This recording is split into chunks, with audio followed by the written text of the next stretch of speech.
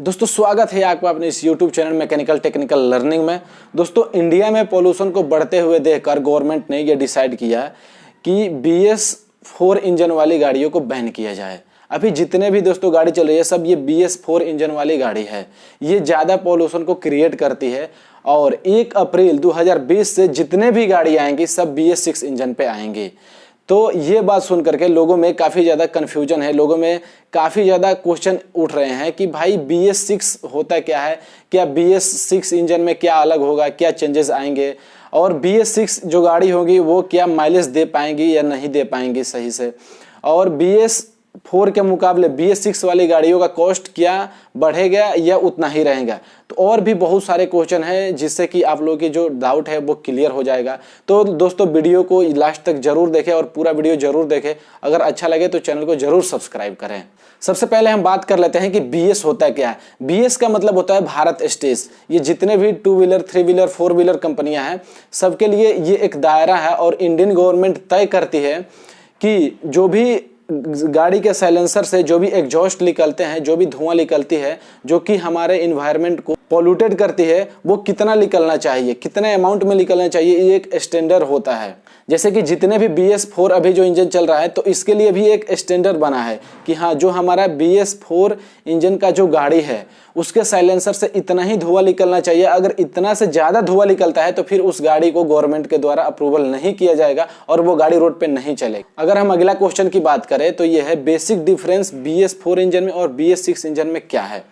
तो मैं आपको बता दूं कि जो BS6 पेट्रोल इंजन से जो साइलेंसर से धुआं की फॉर्म में जो गैसेस निकलती है जिसको हम बोलते हैं नाइट्रोजन ऑक्साइड, वो 80 मिलीग्राम पर किलोमीटर निकलती है। मतलब उससे ज़्यादा नहीं निकलना चाहिए। अगर उससे ज़्यादा निकलता है तो फिर जो है गवर्नमेंट उस गाड़ी को अप्रूव नहीं करेगी। तो BS6 इंजन में ये जो 80 ग्राम है इसको घटा करके 60 ग्राम कर दिया गया है। देख रहे 20 ग्राम इसमें कम किया गया है, 60 मिलीग्राम पर किलोमीटर कर दिया गया है। अगर 60 मिलीग्राम पर किलोमीटर से ज़्यादा होता है, अगर ज़्यादा एग्जॉस्ट के फॉर्म में नाइट्रोजन ऑक्साइड निकलता है तो फिर उस गाड़ी को अप्रूव नहीं कर पाएगा। अगर वही हम बात करें डीजल इंजन का तो डीजल इंजन में है वो 250 मिलीग्राम पर किलोमीटर है। इसको कम करके और BS6 इंजन में मात्र 60 मिलीग्राम पर किलोमीटर कर दिया गया है। अगर हम बात करें हाइड्रोकार्बन प्लस नाइट्रोजन ऑक्साइड तो BS4 में है 300 मिलीग्राम पर किलोमीटर।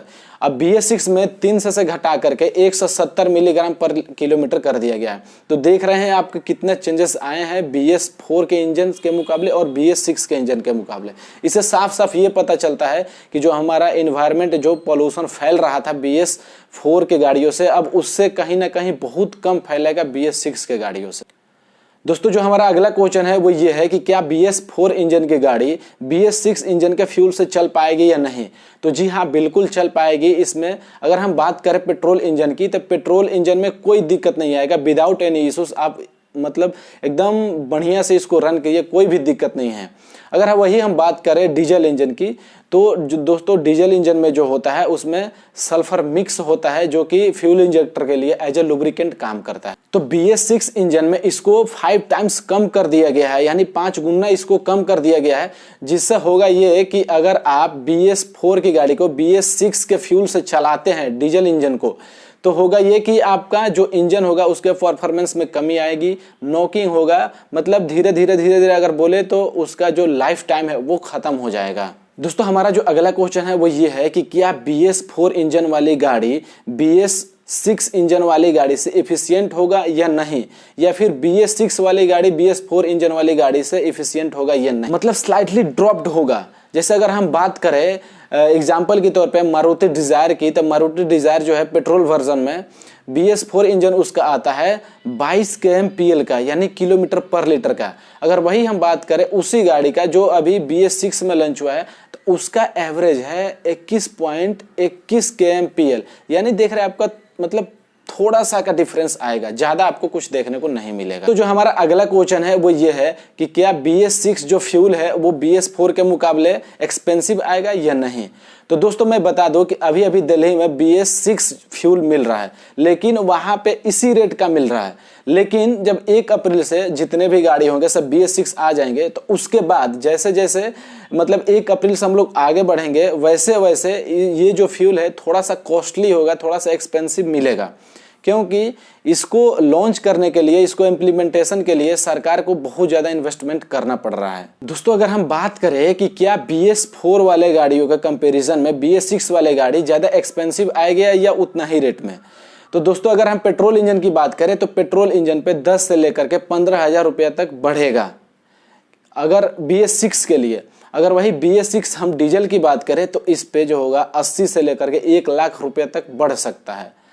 अगर हम एग्जाम्पल के तौर पे बात करें तो मारुति ने अभी अपनी पेट्रोल इंजन BS6 वर्जन में लॉन्च किया है, जो कि है एक एर्टिगा है और एक जो है शायद स्विफ्ट है, एक एर्टिगा है और एक स्विफ्ट है। तो स्विफ्ट पे जो है 10,000 रुपया बढ़ा है और एर्टिगा पे भी 15,000 रुपया बढ़ा है।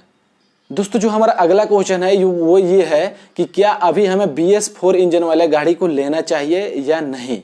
तो अगर हम पेट्रोल की बात करें तो जी हाँ बिल्कुल लीजिए, कोई दिक्कत नहीं है। अगर हम डीजल की बात करें तो डीजल इंजन में दोस्तों जो अभी जो BS4 इंजन वाली गाड़ी है वो ज़्यादा पोल्यूशन क्रिएट करते हैं। तो अगर आप ज़्यादा इन्वायरमेंट को सेफ रखना चाहते हैं, अगर आप ज़्यादा इन्वायरमेंट को ख्याल रखते हैं, तो आप अप्रैल मार्च तक उसका वेट कीजिए और BS6 इंजन वाले ही गाड़ी लें। दोस्तों जो मेरा अगला क्वेश्चन है वो ये है कि क्या जो मेरा ओल्ड कार है, ओल्ड बाइक है, इसको हम BS6 में कन्वर्ट करा सकते हैं या नहीं।